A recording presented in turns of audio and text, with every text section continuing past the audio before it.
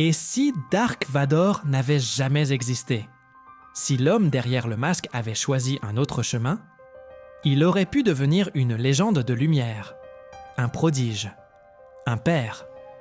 Et pourtant, dans la mémoire collective, il n'est que l'ombre, le souffle rauque, le sabre rouge. Mais ce destin, aussi iconique soit-il, n'était pas écrit d'avance. Anakin Skywalker aurait pu faire un autre choix, un seul, et tout aurait changé. Ce que vous allez découvrir ici, ce n'est pas une simple fiction. C'est une relecture possible, une faille dans l'histoire telle qu'on nous l'a transmise. Car l'ascension de Dark Vador n'est peut-être pas la seule version qui ait jamais existé. Et si ce choix avait été évité, que serait devenue la galaxie? C'est ce scénario alternatif que nous allons explorer, et ce que cette hypothèse révèle sur nos récits, nos héros, et la frontière trouble entre lumière et obscurité. Certains récits explorent ce qu'on appelle des uchronies, des versions parallèles de l'histoire, basées sur un simple « et si ». Mais dans le cas d'Anakin, cette divergence n'est pas qu'une fiction de fans. Elle s'appuie sur des éléments bien réels, des choix de narration, des intentions initiales et des détails que l'on préfère souvent oublier. Si ce genre d'histoire vous intrigue, si vous aimez remettre en question les récits établis, explorer les angles morts de nos mythes, alors pensez à vous abonner à cette chaîne et à activer la cloche. On y révèle ce qui aurait pu être et ce qui se cache encore. Revenons au début. Il y avait un enfant. Né esclave sur Tatooine, élevé dans la poussière, l'absence et le manque, mais avec une étincelle rare, une connexion à la force bien au-delà de la norme. Les Jedi, d'abord réticents, finissent par l'accepter. Trop vieux, trop instable, mais trop puissant pour être ignoré. Déjà là, une première faille. Mais si ce jeune garçon avait été accueilli autrement?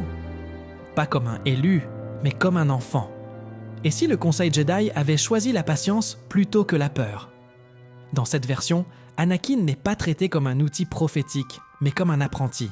Sa relation avec Padmé n'est pas interdite, mais accompagnée. Les émotions ne sont plus un tabou. Elles deviennent matière à réflexion, à transmission. Et lorsqu'arrive le moment critique, celui où Palpatine l'approche, tout change.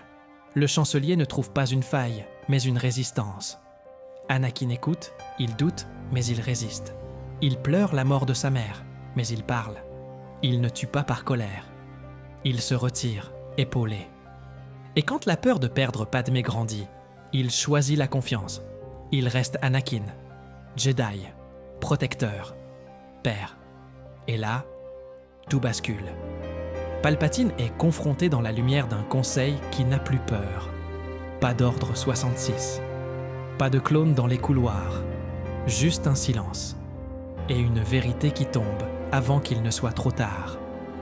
La République chancelle, mais elle tient. Yoda ne part pas en exil. Obi-Wan n'est pas brisé. Et Padmé survit. Une famille naît.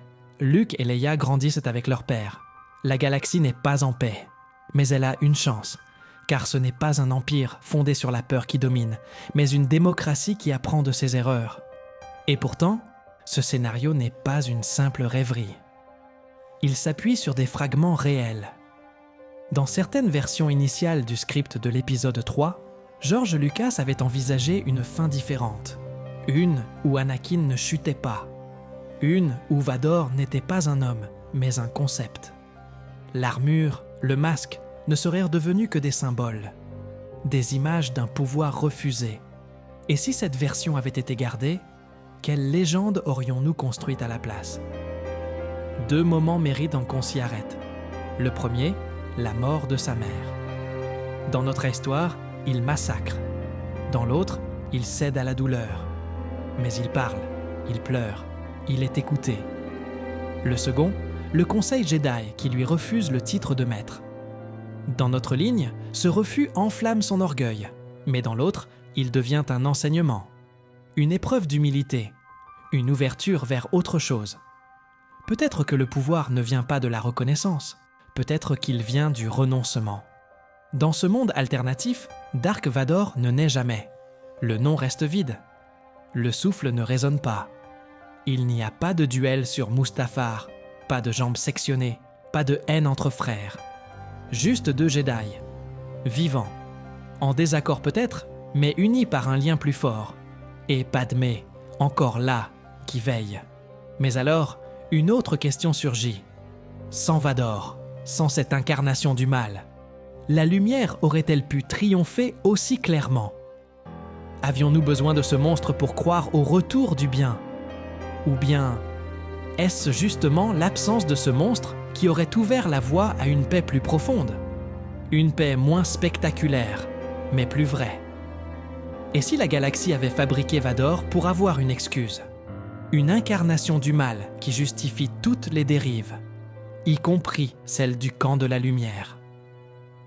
Il existe des histoires que l'on ne raconte pas, parce qu'elles n'ont pas de chute, pas de drame flamboyant, pas de sabre rouge dans la nuit. Mais ce sont parfois ces histoires-là qui disent le plus. Un homme qui doute, qui aime, qui protège. Ce Jedi-là n'a pas de statut, pas de nom gravé dans la légende. Et pourtant, il aurait peut-être changé le destin de tous. Et vous, croyez-vous encore que tout était écrit ?